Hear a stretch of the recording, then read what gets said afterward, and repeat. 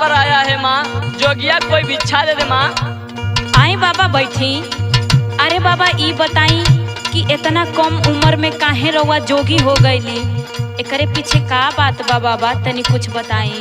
ए माँ, मेरे पर बहुत ही जुल्म हुआ है माँ। मैं अपने परिवार से बहुत ही बड़ा धोखा किया हूँ माँ। ले सुन। बोली बाबा। कचरे उमरिया में प्रेमवा लगावाली हो।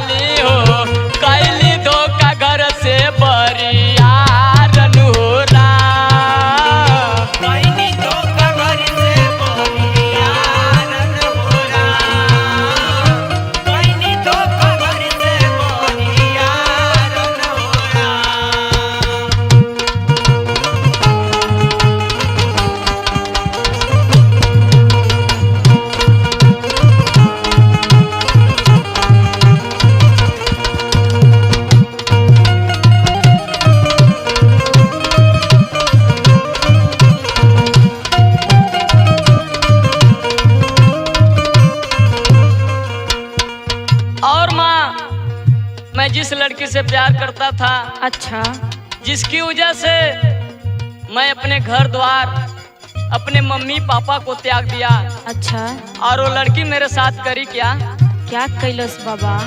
हमारा से कैली धोखावा, दूसरा से जोड़ली नतवा। हमारा से कैली धोखावा, दूसरा से जोड़ली नतवा। हमारा से कैली धोखावा, दूसरा से जोड़ली नतवा। हमारा से कैली धोखावा, दूसरा से जोड़ली नतवा। अखिया से बहे आंसू हो रहा।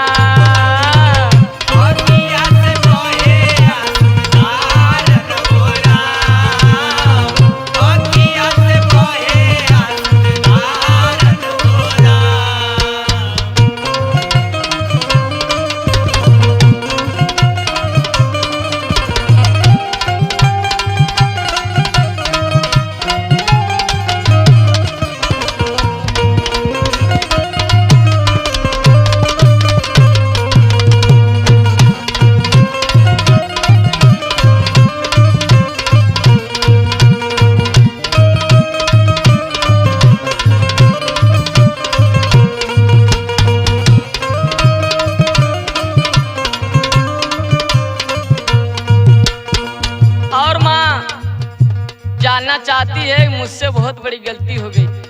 का भइल बाबा?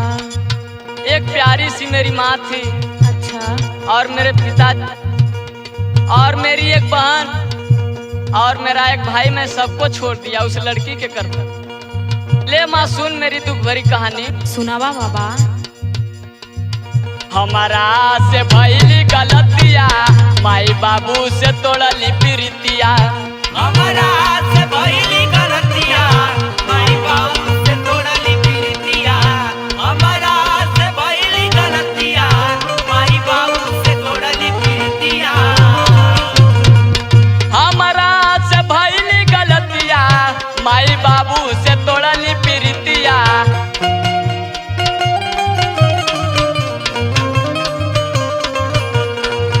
हमारा से भइली गलतिया, माई बाबू से तोड़ली प्रीतिया। घर गौआ गलिया देला हजार अनहोरा।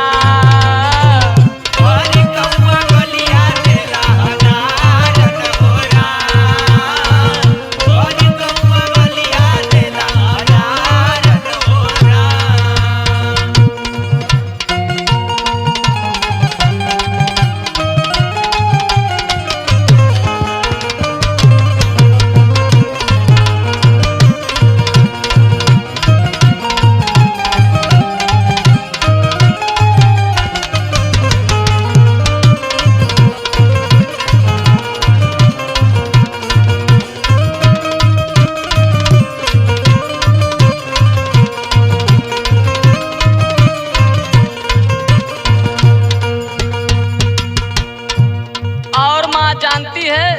बाबा?